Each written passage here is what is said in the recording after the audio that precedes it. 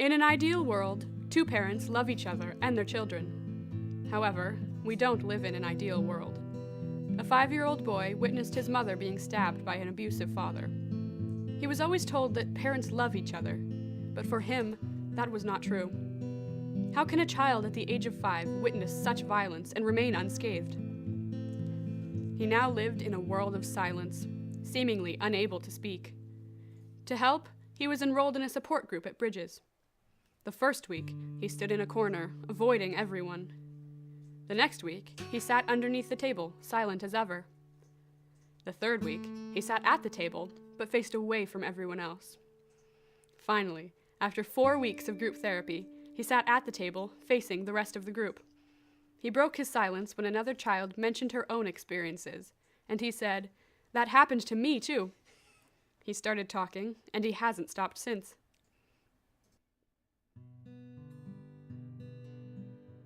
Bridges is a private nonprofit agency that was established in 1976. That provides support to victims and survivors of domestic and sexual violence, as well as stalking. We opened in 1996 and then full-time in 2000. Bridges is a crisis center. We serve the Hillsborough County. As an organization overall, we served last year 2,400 people, which is about 7 new people a day coming to us for services. So that's a pretty high amount. We're among the busiest crisis centers in the state.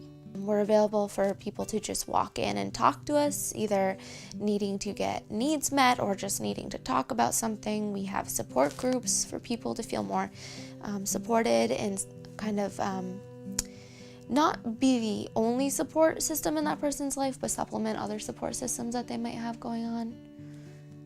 We also have a support line. You can call us any time of day with any type of thing that you need to talk about. You don't need to be in crisis. You don't need to be at the brink of a breakdown. If you just need to talk through something, we're always there to listen.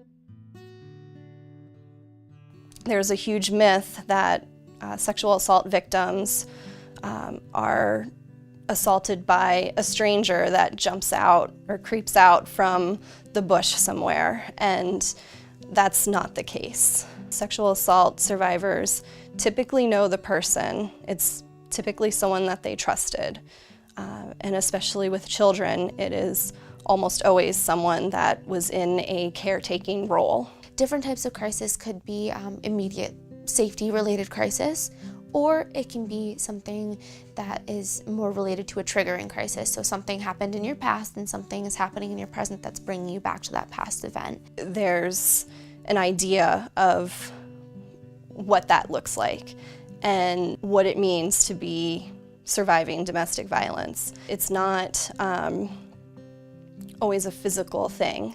It's not always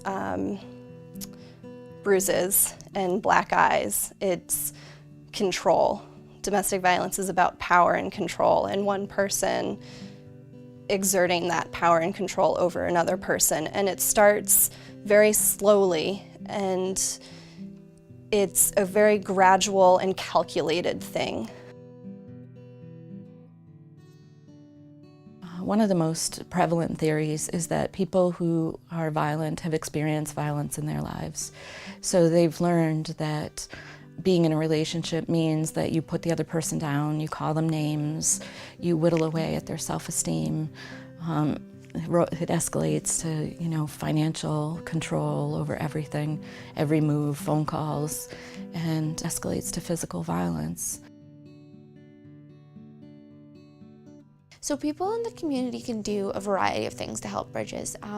We are always looking for resources for our clients. We get a lot of donations from different businesses in the community, bath products, bedding, anything material goods related. People can donate time, volunteering on the support line. Another thing that people can do is just talk about Bridges and just kind of get the word out there that we're here to help people, because the more people we can contact, the higher the likelihood that we can help. They can call our support line. That's available 24 hours a day.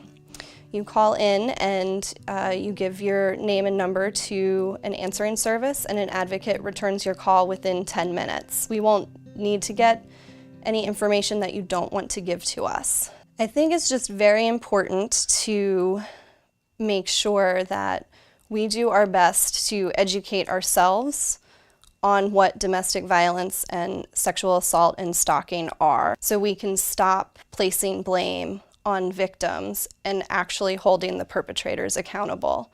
The most important thing to take away from Bridges is that everyone has the right to be respected, everyone has the right to be safe, and that no one should ever have that compromised.